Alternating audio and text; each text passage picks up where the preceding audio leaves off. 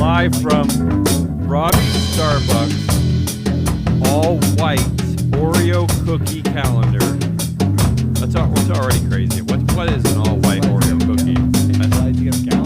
Featuring 200 days called either Christmas or July 4th. I like that. That's a great calendar. That's a great calendar, yeah. It's an all-new, terrific Tuesday edition of Business Pants, joined by analyst Hole and spreadsheet whisperer Matt Mascardi. Yeah, when did it become a spreadsheet whisperer? I just wanted people to know. I mean, It's better than vibe coder, isn't it? I don't like that term, vibe coder. I don't even know what it means. I definitely was never that. On today's Disney blockbuster called Nomination Committee versus the Avengers, opening in all theaters today, May 6, 2025, the dripping with sarcasm good game. I don't even know what that means. What kind of a game is that? What is that? Well, now I don't know if the audience is ironically cheering. Well, I think what this is, Matt, just so the audience knows, but I think they're ahead of the curve. They know us. They know our show. Is that this is a game where essentially it's kind of headlines that trigger us. Is that what it is? We should call it the trigger headline game. It's just stupidity. We're pretending these things are good, and then Matt is ironically giving a sarcastic score. I don't know what's going on. But can we be honest about what I actually very pulled Gen a X few. this game. Very Gen X. So you're going to score some today. Finally. But 7.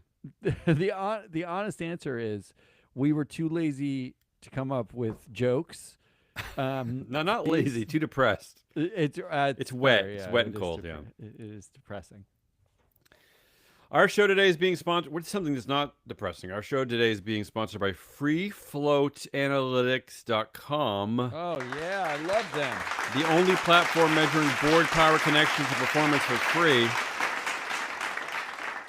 And you know what? I'm going to get right to the... I want to reorder the game a little bit. I'm going to get right to the first headline, which is a man who would absolutely love FreeFlowAnalytics.com. Okay, I'm going to get right to that. Oh, okay. Right? I like this. Ready? Can we go right to the game? Yeah, but I'm stopping you. Unfortunately, no one's really reporting on this. I don't really know why, other than the fact that everybody seems to simultaneously hate ESG and oversight and any kind of, regulation, accountability, all that just doesn't seem cool anymore. But here's the headline: Bob Monk's fierce champion of shareholders against what he saw as boardroom failings. Although I don't really understand why that's the headline. It doesn't really say what happened. But the sad news is that Bob Monk has died over the weekend, I believe. He was 91, an American pioneer of investor activism and better corporate governance.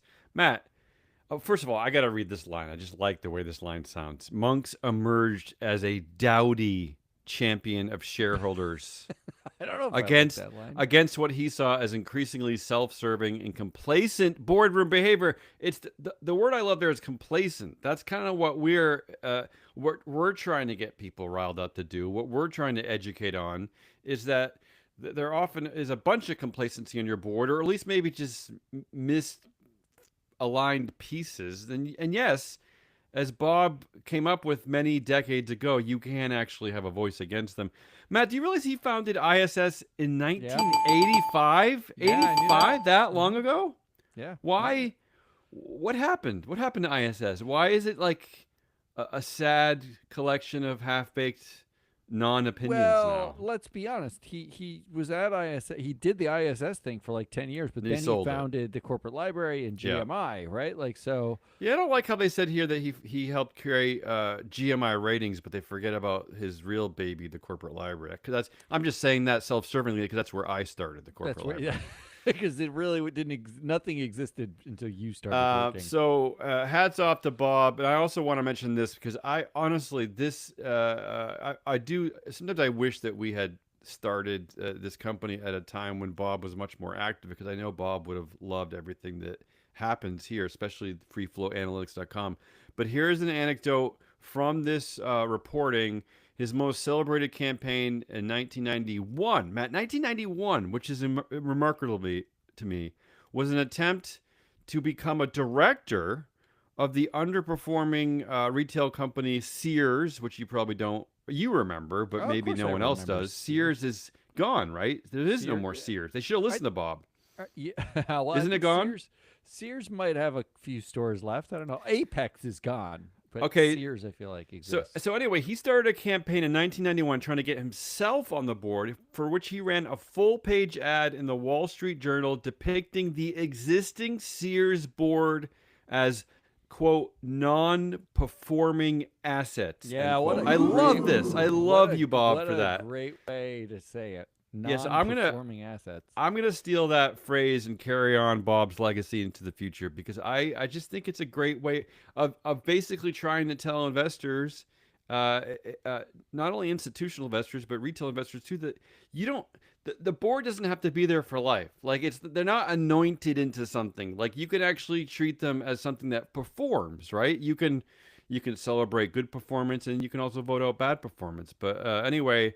That's the first headline in our sarcastic good game. So what are you going to say about the passing of corporate governance pioneer Bob Monks? Well, first of all, it's worth saying that Sears drive that he did, he did it with like 20 shares or something, like 100 shares or something. Like, no, it wasn't like... He's the OG, this dude, for crazy campaigns. Like the very first, engine number one, right? Like, basically, you guys suck. And I should be on the board. I think what you're saying is he's the Kurt Cobain of corporate governance. But Matt, why? First of all, and I don't know if you want to like sidetrack the show completely. What the hell? Why did it go from that to just like a bunch of like hand wringing and greenwashing and like what? Where did it? How did it evolve into a bunch of nothing? That's what I want to know.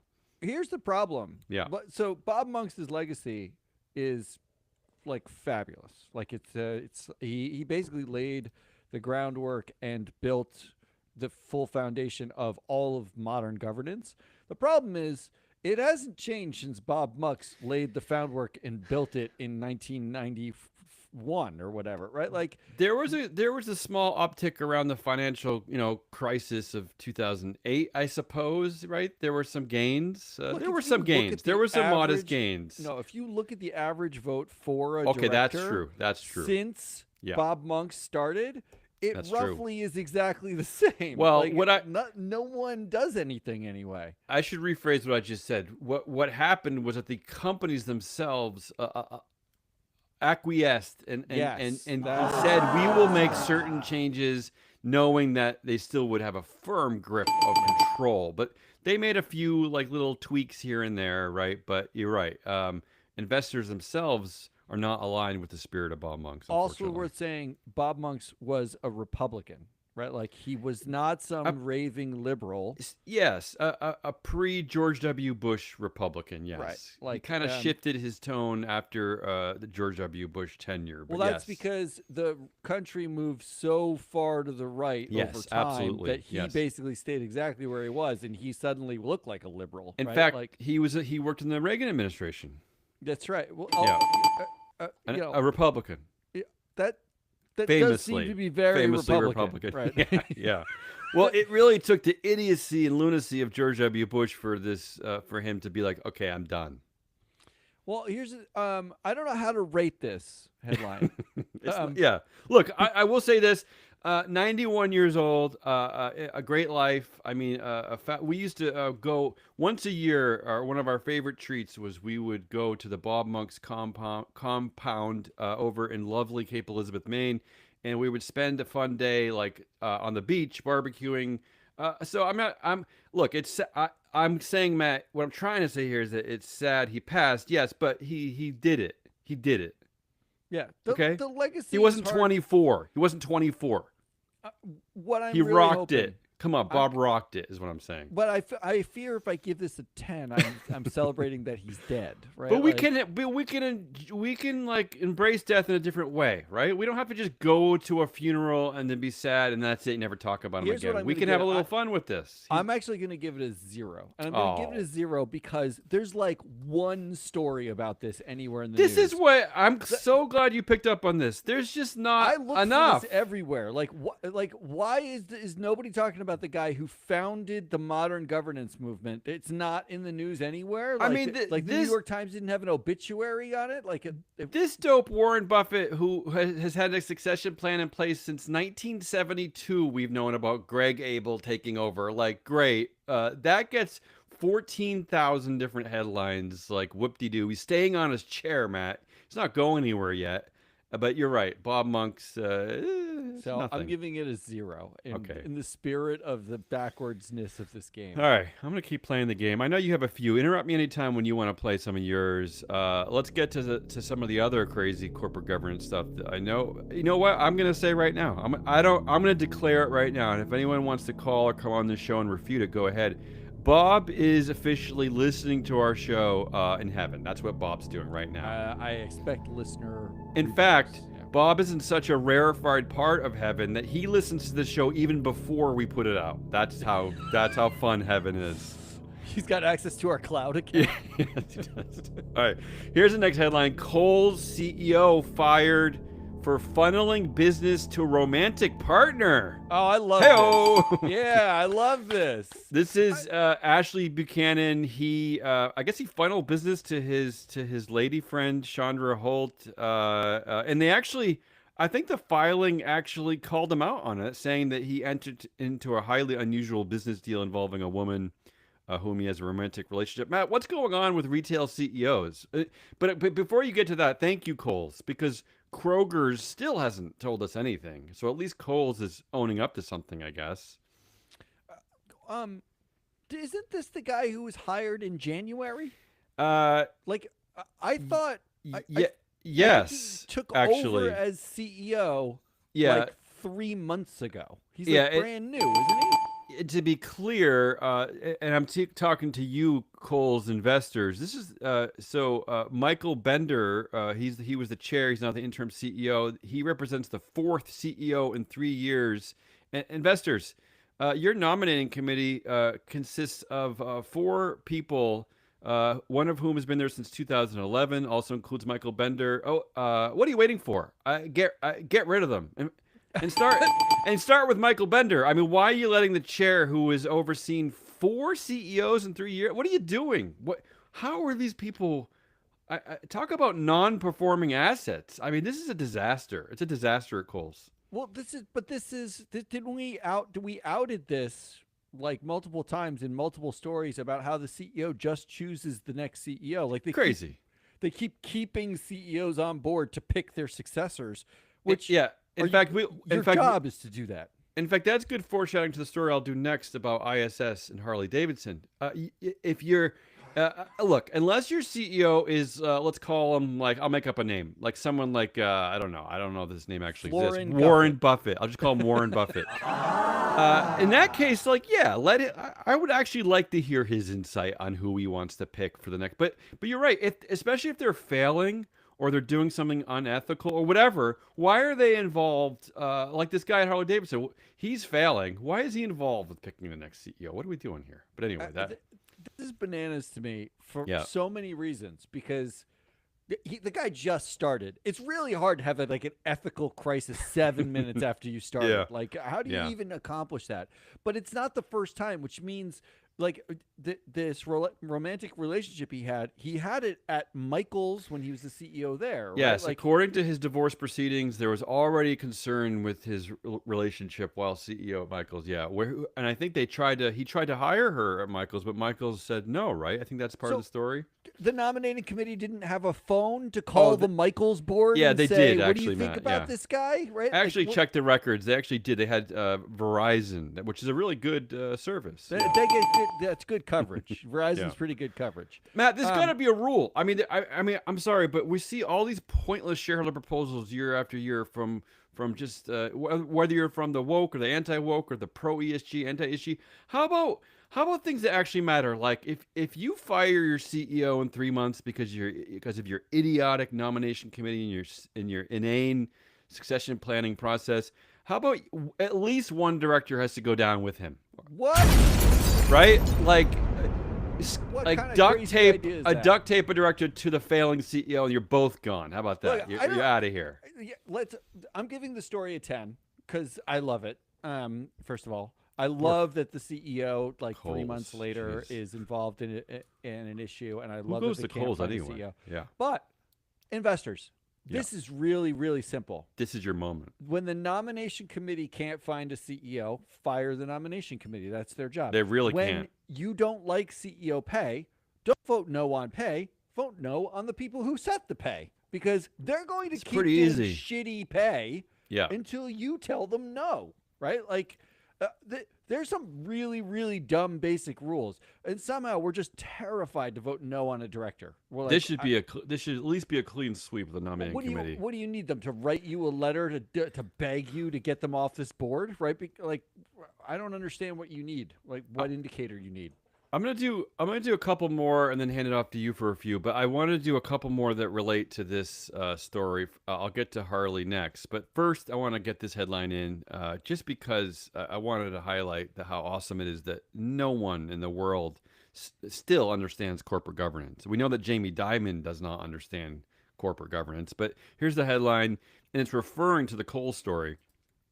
Even CEOs sometimes get the "you're fired" treatment. So, Matt, did you know that you can fire the CEO? The board can fire the CEO. What? I love the grammar. Even CEOs. Even CEOs. Wow. It's almost if there was a mechanism in place, like there was a structure in place to get rid of CEOs. Yeah. I'm giving that that's an 11. That's an 11. All right, and let's finally cover this Harley Davidson story that I alluded to. I know you're gonna love this one, Matt. This is right up your alley. Leading in. Why are they leading? I don't even know what that means. Leading independent. Like the only. They're like Yeah. the only. Yeah. Speaking of Bob Monks, although you're right to point out that Bob sold this ISS a long time ago. Leading independent proxy advisory firm ISS recommends Harley Davidson shareholders vote for all of Harley Davidson's highly qualified director nominees. That's the headline. But before I hand it off to you, Matt, here are a couple things I do have to say. First of all, we've been covering the Harley Davidson story repeatedly over previous shows. If you haven't heard those shows, what's happening in a nutshell is the CEO is stepping down. Zeitz, what's his first name? It's Jonathan Zeitz is stepping down. It's like Jochen. I don't know how you say it. And one of their biggest shareholders, H Partners, wants 3 directors to step down as well. They want Zeitz to get out of there because he's lingering for some reason, and they're absolutely right. No matter what you think, that seems like a no-brainer, right? You're not performing well as a CEO. You're already retiring. Just get the hell out of there. What are you doing?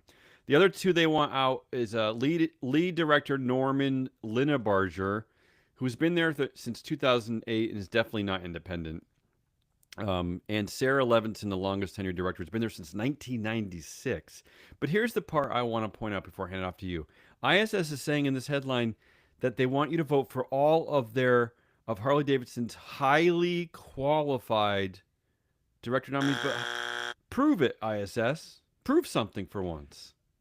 Like how are they qualified, ISS? If you thought about prove it, I just like the guy who's getting fired. Is he qualified? Think about any sports team you've ever liked, one you played on when you were a kid, Sure. like Little League, like the Boston Celtics, who sucked it up last night. Like, think about any one sports team, and think about have you ever been on a sports team where you wouldn't get rid of one person? There's not like the one guy who brings a box of pizza to the game and eats on the bench, and you're like, why is this person on the team? There's not the person who has never played before but is the coach's son who probably shouldn't be there. You can't think of a single team. Think at work. Think about your team at work. If you got 20 people on your team, there's not one of them you think, well, they're probably the weak link on this team. There's not a weak link. There has to be, right? I mean, but ISS managed to vote for all of the directors of a company that is actively being boycotted on the left and the right for DEI, right? But also has had about 5 bad years, right? and it's falling sales, right? yeah, Like, and can't figure out how to solve not only the sales problem, but they're also saying that the tariff's going to make it much worse, and they still don't have a plan for that.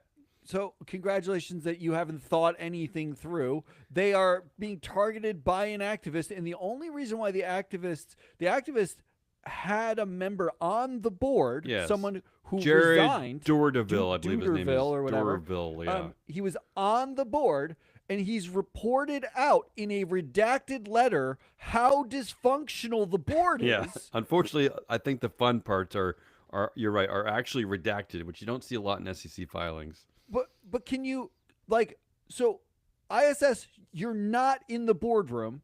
The guy who was in the boardroom said this is a dysfunctional mess run by 3 people who need to be gone. 9% of shares too. This is not like a small shareholder. This is a big shareholder. And here was ISS's hard-hitting analysis. Yeah, let's hear it. It appears that By the way, you've already won my heart. I love things like I love that. It appears. Maybe. So let's just start off all this with a maybe or a probably or this is it the could CEO they're talking about. Yeah, it appears. This is the CEO. It appears that his time in the role has been more positive than negative. Yeah, it appears it's been more positive than negative. But there's no proof. But there's no proof of that. There's again, like if that's what you think, I says at least prove that. I don't see any proof of that. Positive and negative has a measurement connotation. What was the measurement that is positive versus negative? You can't say this is more positive than negative without some list of pros and cons, right? Matt, all the reporting, even I think Harley itself, even Zeitz himself is suggesting one of the reasons he is stepping down because the turnaround plan is really just not going well. Like he's not stepping out on a high note. It's not leaving on a high note. So it appears it's been more positive than negative, which makes it hard to argue that his vote on a successor is worthless. Well, why? Why does that make it? I can argue that right now. Yeah, and ISS, why is your job hard for you in the first place? Like, aren't you the leading? Why is this thing so hard for you? But the activist investor is making the argument that you think is hard to make. They're making it very easily. And I just got to borrow from your sports analogy again for a second. Imagine you're the coach of your favorite team has sucked for 5 years basically, and everyone's sick of it. The fans are sick of it. The players are sick of it, which essentially is what's happening at Harley. The board's getting upset. The investors are getting upset. The customers are getting upset. So you fire the coach because that's what you do in sports. But he's going to stay around and he's going to stay on the bench. He's going to come to the games. He's going to have a decision in the next leadership. He's just going to stay around. I know everyone hates him, but he's just going to stay. He's also going to get a salary for that time that he's staying. He's gone, but he's staying. So ISS, that alone, like even this, no matter what you think about the other 2 directors, that alone makes me think that what happens at ISS actually has nothing to do with analysis. I think it does have to do with like feelings. Like I don't really right, which is just but admit that if that's true. Just admit that if that's true. Let's explore some more feelings. Okay, this is about the targeted directors that the activist wants to vote no on. Yeah, get off the board. There are compelling reasons to believe that as a group, they still have perspective that can be valuable. Right, that is just gobbledygook. What does any of that mean? I don't like. What are the compelling reasons? Yeah. What are the compelling reasons? Release your table of genius that you guys use to like create what makes an effective director over a non-effective director. I'd love to see that. But then also like you're not even saying they will be valuable. They're saying they can be valuable. Like it's possible. The longest tenured director, Sarah Levinson, is 74 years old. 1996, Matt. That's like the Clinton administration. And she has a TSR on this board of like a majority of her times on this board of 360. So you've gotten worse performance than like a basic average director from every director on this board, including the longest tenured one.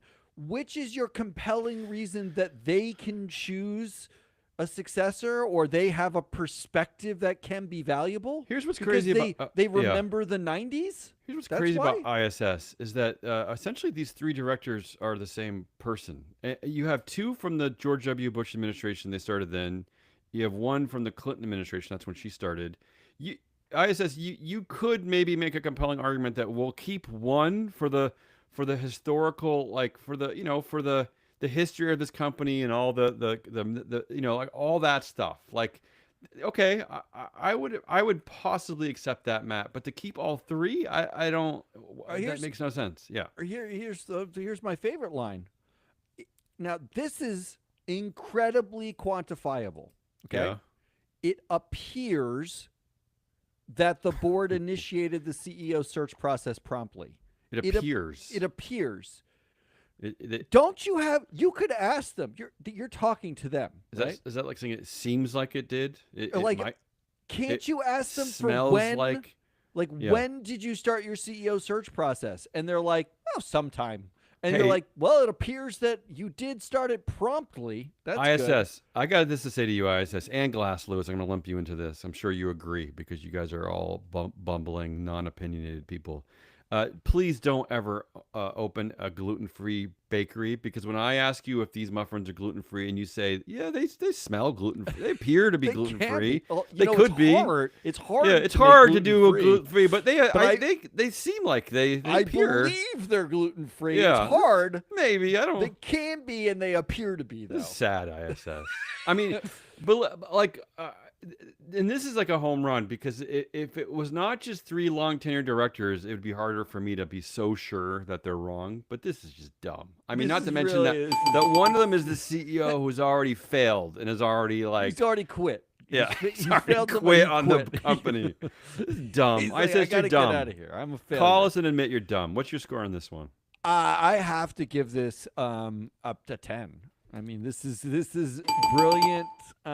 Maybe if I you should need to make a case Yeah. for looking at freeflowanalytics.com, our sponsor, and going to their website, and it's a free. Oh, please. This like is you a- could this is a log in for free. no-brainer. I'm literally. I pulled it up as Yeah. you were talking. I'm looking at the directors of the company, and I'm looking at how bad they perform, including like, there's only two women they could find for this board entirely. One's been there since Clinton. Like they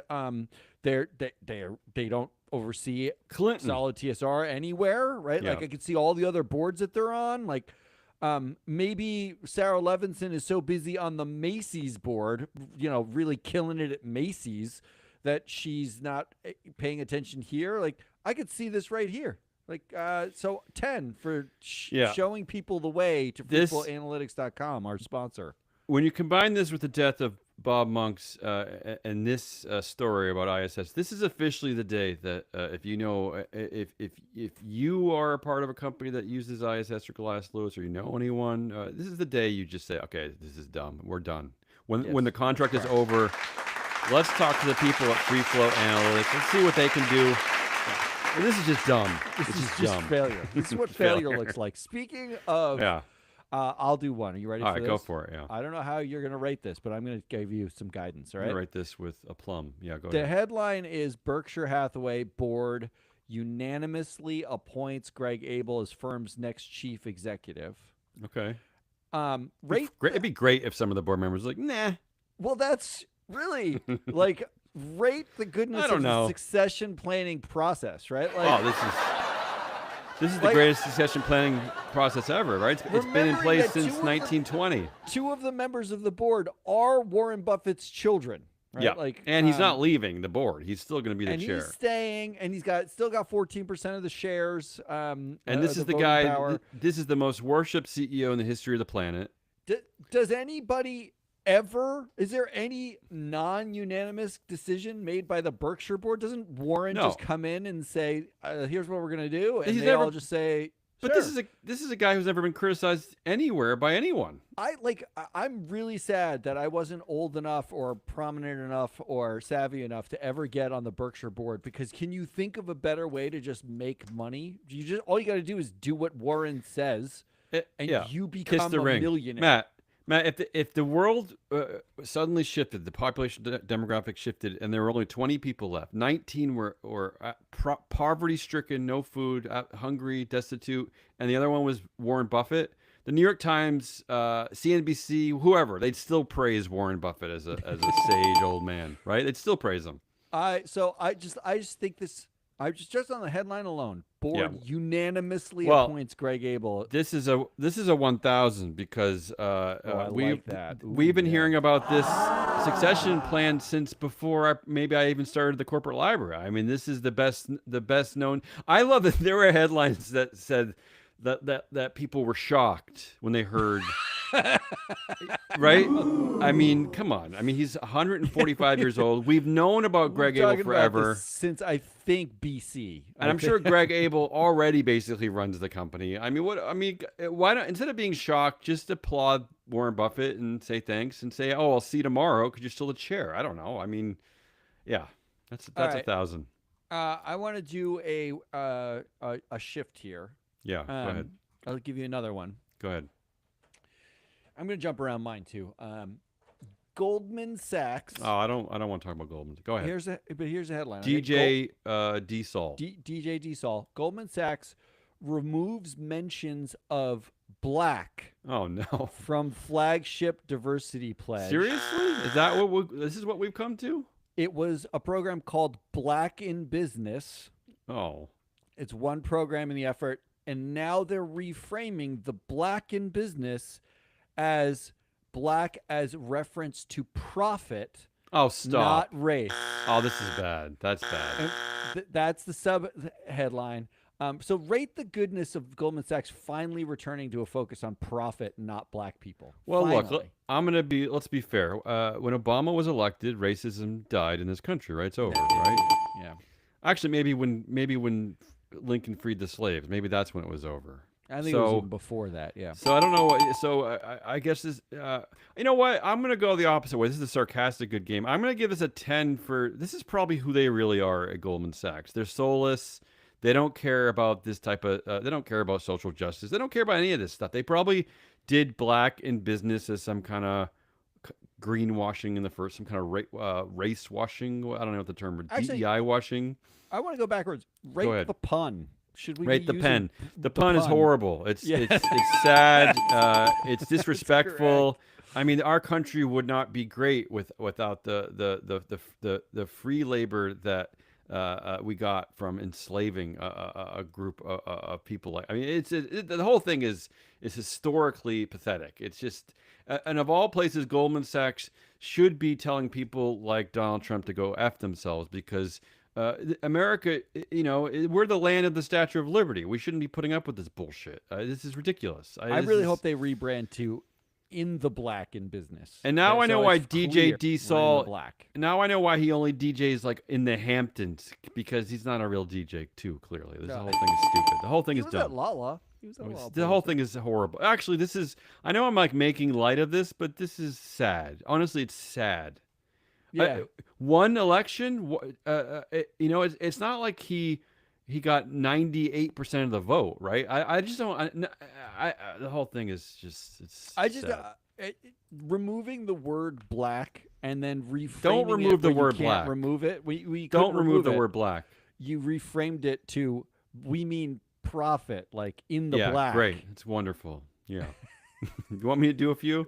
Yeah, do some more. Whew, that one took the life out of me. That's hard. It's like hard to hear that kind of stuff. I It's know, that so one petty. stunk. It's just Yeah, so that one petty. stunk. Which one should I do? You jumped around so much now you can't find it. I know. How about this one? I know you want to talk about this one. Target. Oh, let's stick with DEI failure. Target CEO's pay slashed by a whopping 45% after his disastrous mishandling of DEI. Well, I think we might have talked about this story in the past, but this is remarkable for a lot of reasons. First of all, it's interesting that they're picking up on this story from this perspective, right? This is kind of like the anti-Bud Light version of this story, right? Remember at Bud Light, if you go woke, it ruins your company, but this is the opposite. If you go anti-woke, you ruin your company. But this is from a reporter, Patrick Kennedy, at the Minnesota Star Tribune, who actually uses something. Speaking of Bob Monks, this is they actually use a pay figure called total realized pay, which I believe was created at GMI Ratings, which is not the same as the total summary compensation that you typically see in a proxy filing. That's kind of the takeaway number that journalists usually list. So for Target, Brian Cornell, it would have been 20.4 million last year, but instead, it's this total realized pay is the sum of, I believe, like salary, your cash bonus, and your vested stock, right? The stock that actually vests, right? Where you actually pocket that year, and that number is only what was it? It was like 9 million. So I applaud Patrick for trying, right? I mean, it's kind of cool, right? I mean, I'm but not. yeah, go ahead. I didn't see the same information that Patrick saw. Yeah, what did you see? So I looked in the actual proxy, and there's a table called Pay versus Performance Table, and it has a column called Compensation Actually Paid to CEO that reprices the options that would have vested at the vest. Okay. Like, at the What time, did that right? figure Like, tell you? so it's effectively a version of realized pay, but you don't know if they cashed out or how much they cashed out for or when they cashed out. It doesn't track that, so it's not as good as GMI's version. Back Well, in the day. MSCI still does this. Yeah. So it looked like the total summary compensation in 2023 was 19 million. The total summary compensation in 2024 was 20 million. So it Yeah, looked up a like he got a million, yeah. $1 million raise, Sure. which was basically not very much considering. But the compensation paid Really, to the I would CEO I'd be happy with just that raise part of that went from equation. 10.7 million to 18.6 million. It looks like he got almost double. Yeah. Like it looks like he got a 45%. Well, remember, that's the increase, company reporting. That's the not company's reporting. Decrease. Yeah, that's the company reporting. It is interesting, this figure, But because in 2022 it suggests that he lost 10 million, and then in 2021 it suggests he got 60 million basically. And then 80 million the year before that, according to the company. This is the part that's like the fact that I can go in the filing and find a totally different set of numbers that contradicts what the Minnesota Star Tribune reported. I don't want to crap on pay. old Patrick. Yeah. No, that's the problem with the way we do It's the compensation. Yeah, it is. Like You're right. we You're have right. no idea how much these guys get. Also, like, let's be clear, and I think this is a problem with the way this is talked about in general. This is something we're trying to fix for free flow analytics, but is that to focus on 1 year anyway of these CEOs' pay is crazy, considering Target themselves is saying that he made it basically $140 million a few years ago. Right? Like, so even if his pay went down, who cares? I mean, the bigger takeaway that I think he's losing the story here is that it is interesting that foot traffic to Target has gone down since they've backtracked on DE. Like that kind of stuff is interesting to me. I think that the share price has also gone down. I mean, that does seem like there is a kind of a minor customer revolt against this stuff, and plenty of reporting about how Costco has benefited from all of it. They embrace DEI. That's the stuff I'm a little bit more interested in, but I appreciate your point, Matt. There is just, despite Patrick Kennedy, his noble attempt, it's really difficult. It shouldn't be, but it's really difficult to talk about how much these guys even get paid in the first place. Like the fact that somewhere the compensation committee and Brian Cornell are sort of casually indifferent to these reports would make me much more upset, because like they know we got it wrong, right? Like they know the numbers that we're seeing don't add up. That's just what they have to report, and really he probably made. In fact, we know also that this year he got a bigger stock piece of action, right? While the shares are at a 5-year low, right? Which means he's getting stock at a lower vesting price, and he's likely to see that the price go up, right? Mm-hmm. And that's true. That's true. That's one of the fallacies of of this year-to-year pay. Yeah. So it's like the joke's on us 2 years from now when we're not looking, right? Yeah. This one was really weird to me. I'm giving it a 5 because I don't know what to make of it. And it's a hate difficult CEO one. pay. Yeah. How about this one? Um, I love that score because I don't know what anything means. let's just I don't want to do this one, but I'm just going to do it for kicks. We can do this one quickly. Euronext rebrands ESG and drive to help European defense firms of all things. So we've been talking about. We kind of started this company. You used to go to conferences saying things like "kill the acronym," right? You hated the Yeah, I acronym did. ESG. I did say that. So they want to call it. They don't want to refer to it as environmental, social, and governance. They want to call it energy, security, and geostrategy, with an emphasis on supporting aerospace and defense Guess companies. what? Energy, security, and Yeah, geostrategy are like thematic investing ideas. yeah, E and S and G are data sets. It's a bunch of data. It's yeah. not a theme. It's in fact the concept that you have the problem with is you think that ESG means don't invest in defense companies. ESG means use a bunch of data that you Hmm. didn't use before to decide whether or not you want to invest in defense companies. It doesn't specifically, ESG doesn't preclude you investing in anything. It is a data set to make an informed decision. Euronext, if you want your entire index to be defense companies and you want to use ESG data and then ignore bits of it that you don't care about, be my guest. So renaming the acronym is actually the stupidest way to do this because you renamed it from something that was dumb to begin with to dumber. So I'm giving this a sarcastic 10.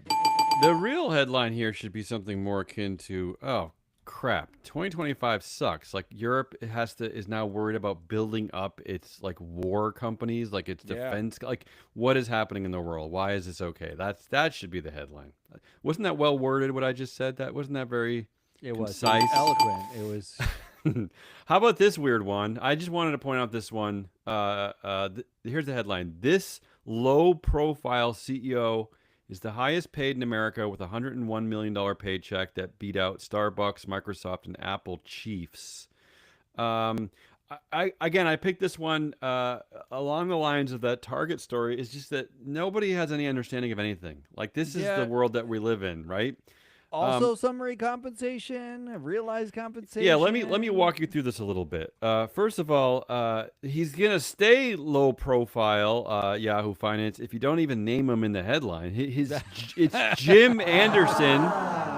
He's the CEO at Coherent, which I've never heard of. They make equipment for networks and lasers. Here's the dopiness of all this, and here's what the article completely missed. So if you're reading this, like, congratulations, you're getting no actual information. First of all, when they originally, this is all basically a golden hello equity award. This is all like, you're working for us now. He just got hired in August. Thank you. Here's a bunch of equity. But here's some of the things that they didn't tell you is that first of all, when they announced his hire, his golden hello equity award was $48 million. $48 Ooh. million. And then when the proxy came out, it magically morphed into $91 million. There's Ooh. no reporting on that. Second of all, their pay committee is way too large. It's 6 members. And even the chair wasn't even up for election last year because there's a stupid classified board. Um, in fact, Matt, their compensation committee includes such incredible geniuses like the former COO of Silicon Valley Bank. So that Oh, tells you something. wow. But Wow. here's the other thing the story missed is that 48% of shareholders also agree that this is terrible pay and said no on say on pay, which should mean the company scraps. I know it's not quite a majority, but we've established here many times over that if you get to at least 30%, that's the Can will we of the lower it to investor. 10? I think we should 10 lower is it to fine with 10. me, whatever. Yeah. So I don't know how the story missed all of that. Because so to be clear, he's not going to make $101 million every year. It's not really his paycheck. It's the whole thing is just misleading in so many different ways, and also investors hate it. They're angry at it. So yeah, I'm giving Re- this a 10 for its confusing nature. yeah. I don't know how these score To works. see do you see our struggle with this company? It's like even the people who purport to know about this stuff don't understand it. All right, I'm going to give you a couple more here. You ready? Yeah, you can take us out of here. Why don't All right, you why don't you wrap us up? I'll wrap this up. Because my other ones are things that I know you're gonna hate. I'm not even gonna ask you to weigh in on them. Like this, Zuckerberg says in response to loneliness epidemic, he will create most of your friends using artificial Oh my intelligence. God, that's the worst thing I've ever heard in my life. The AI industry has a huge problem. The smarter its AI gets, the more it's hallucinating. Oh. And also, this one, Tesla is extremely upset about reporting that its board has been looking into replacing Elon Musk. I'm going to spare you all that bullshit. The Zuckerberg one might be the truest thing he's ever said, because that's the way he views humanity, right? Like, oh, I'll just make up some friends. Yeah, 'Cause no one likes me. And one of his quotes is that the average American has fewer than 3 friends, and that the healthy amount is he says 15. So he's going to make up the gap with 12. You know what's Yeah. fabulous about that? Yeah. His company, the whole point of it was supposed to be to have more friends, to social Well, I connection. thought it was a Isn't hookup that the way with women at Harvard. All right, here are my three. Yeah. I just like this one. This headline because of the extreme irony of it this week. Trump announced Alcatraz reopening just hours after Escape from Alcatraz aired on a South Florida PBS station. Really? I didn't know they showed movies like that. Okay. So just in case you're not listening in the United States, South Florida is where Trump basically spends all of his time golfing. He's and his buddies, all his rarely buddies. in D.C. Yeah. PBS is the public broadcasting system. They just got defunded by Trump. Along with And NPR, yeah.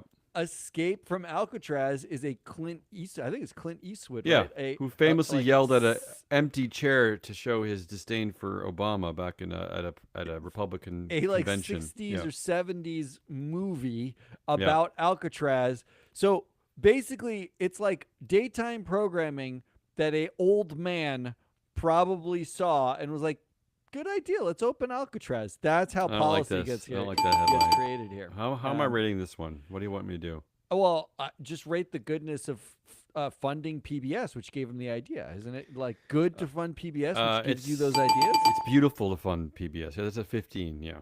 There you go. See? Can I say too that and I think you might be covering this soon, but there was also a story where someone from Meta apologized to the dopey Robbie Starbuck, and they apologized on X of all places, not even on a Meta product. Well, so it's the same kind of like stupidity going on. That's your next headline. Okay, Meta, there you go. Meta I didn't exec mean it. Yeah, go ahead. Apologizes to conservative activist Robbie Starbuck.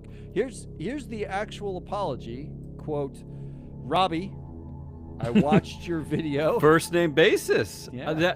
This is the chief global affairs officer, Joel Kaplan. He's on the first name basis with this asshole. Is that really? Robbie. This is our world? Yeah. Robbie, I watched your video. Robbie Starbuck did a long video about how he was wronged I'm sure. by Meta. But what do you mean wronged? I thought they were patriots. The being. Well, they've all been pardoned as patriots. They've been pardoned. Yeah. I watched your video. This is unacceptable. This is clearly not how our AI should operate. But what? Wait a minute. I thought and then that. he went on to go say ahead. that their engineers are looking at it and they clearly have to address this problem and whatever. But I thought there was no reality of fact or not fact or information or misinformation at Meta. I thought it was just up to the community to make a decision. So why would he? Why does he have to change anything? Well, because Robbie Starbuck sued Meta. Maybe he for was defamation. there. Prove he wasn't there. Well, let the community know, Matt. Let the community know solve this. Why should Meta solve this? Why are you not fighting back against Robbie Starbuck, saying Meta didn't decide this, the AI did, right? Well, like you have to sue the AI, and the AI is part of a platform. You can't sue the platform for the content. Sue on the platform. chatbot. Yeah. Yeah, sue the chatbot. Maybe That's they can what have a you should be trial doing. within the chatbot. Yeah. So how would you rate apologizing at all to citizen journalist Robbie Starbuck for calling him what conservatives think of as a hero because he sued them for defamation? Well, this kind of go ahead. What if he defamed me? What if I said to the chatbot, like, what do you think of like me? And it said Matt Moscardi belongs in jail. Can I sue Meta? No. Will Joe Kaplan write on like X? Matt, I watched your video. Hey, Matty, really like watched your video. Really disappointed in our AI. We will fix this immediately. I'm sorry, but I don't. I can't get over the fact that that Meta doesn't peddle in facts versus non-facts, right? Yeah, I that's thought what they they were say. out It's all. on that. Yeah, we're out. But First Amendment, baby. but to have someone at that level apologize to a racist troll is disheartening. But look, congratulations, Meta, for representing who you really are. This is who you are now. You are despicable uh, uh, boy trolls who hate women and people of color. Like this is your brand now, and you don't like Oh, how fact dare you? because just like ISS might purport, facts are confusing, and we don't want to get it. It's hard to figure out what's real and not real, so we don't try anymore. It appears he wasn't there. Maybe he was there. I don't know. I'm gonna give this a negative 4 million. That's Wow, my. 4 million. Wow, I you're gonna just bring think down that your that score with that. that we're now like we're addressing uh, this is what we're all the other stuff that all the other reports on what Meta has harmed and who they have harmed, all the constituents and users that they've harmed. But we are directly reaching out to this guy like 20 No, minutes what we're after he posts his saying, video. 20 minutes after, what we're basically. saying is we can lie and spread misinformation about anybody as long as it's not a conservative activist with more than like 10 followers, right? Like effectively what we're saying is we will reapply fact checking to anything that hurts the conservatives, Well, but not anything that check what they say this as headline true or not. this headline is perfectly emblematic of our times because it's loaded with gaslighting. It's loaded with capitulation to the right. It's nonsense. It's like it's going against company policy. It's in this sphere where I thought January 6th was supposed to be good. I think the whole thing is just like this mind-boggling theater of the insane, of the absurd. Like Well, let's I, close out the show. if only investors had any access to Meta platforms and could vote out everybody because they all deserve to get What? voted out. Unfortunately, there is no mechanism in place where investors have any say in what happens at Meta platforms. Oh, that's rough. And listening exchanges, just get rid of it. Just kick it off. Just get rid of Well, it. let's end the show Yeah. Go with ahead. dovetailing into this headline Go that ahead. will maybe partially explain what happened to Robbie Starbuck. Anthropic CEO Yeah. Yeah. admits Who we is have Anthropic no CEO? idea how AI works. Is that right? Like that was the headline. That is that Dario Omedi? Is that his name? I know he's one of the founders. They obviously don't say the CEO's name in the headline. Yeah, who is that? Um, It's funny you mentioned Anthropic because I was talking to my daughter and we were talking about AI, and I said, well, there are other companies you can use. You don't have to use OpenAI. Like for instance, there's Anthropic. But I realized in looking at Anthropic that it's just created by former employees of OpenAI. So I don't, it's not Well, exactly different. Yeah, go ahead. There's two things that are happening. Here's Tell one me. quote from the story. When a generative AI system does something like summarize a financial document, we have no idea at a specific or precise level why it makes the choices it does, Yeah. why it chooses Kinda like certain this words over company. others, Yeah. or why it occasionally makes a mistake despite usually being accurate. This is like the business plan at our company. Like we have we have one of the best products going in ESG and corporate governance, but the business plan no one understands. It's a bunch of hallucinations. Why do we do what we do? Why do we Yeah. do what we do? Yeah. But I will say Anthropic is I don't know the structure of Anthropic, but it's private. We don't talk about it because they don't have a structure we have access to, right? Well, I will say this. He goes on to say, like, because of this, they actually they programmed and they've been testing, like, a tool that will tell it more precisely where something came from. Because they don't have a good way to do this, Or and we they're could just the kill it. Why don't we only get rid of it? Yeah. AI company that's doing something like that. Well, that's all the other AI companies just are happy with not knowing. They just are like, whatever. I don't know. and of course the scary part of OpenAI, although we didn't cover OpenAI, we can get that later in the week. Because I had a story about how OpenAI is actually announcing that its nonprofit will stay in control after all. That's true. Yeah. They want to become a public benefit They're a corporation. for-profit, but they're a public benefit corporation. Well, public benefit corporation is for profit, and one of the reasons why they're doing this is that a stipulation from SoftBank to give them scads of money was that they have to become for profit by within 12 months. So I think this is their version of keeping that money. But what are we even talking about anymore? I was going to say this. Just why don't we just get rid of it all? Eric Schmidt. Okay. Eric Schmidt said we're going to need 99% of the world's electricity anyway to run all this crap. So maybe now is the time to pull the plug. You think that's viable? Is that a viable moment? Listen. If you're listening to the show right now, unplug your computer and just throw it in a dumpster. You can use the outside your computer, building. I suppose, but Just get rid of the whole thing. What do you need it for? But Get isn't rid there of it all. isn't there enough like early evidence that this AI movement could be a big oopsies, a big like we don't even know it's hallucinating. We don't know how it works. It's all run by boys who drop out of college. Like it's a little bit of an oopsie, It's already right? a foregone conclusion that it's an oopsie. The good women on the board of OpenAI try to fire the CEO for being a liar and doing what's opposite of the company's intention, and then they get fired. Like somehow. There's a lot of oopsies happening. This is all good foreshadowing for all you English majors. You should be paying attention to all. It's all very important. All very important. All right, so I have your score as a average as a negative 3.999 million.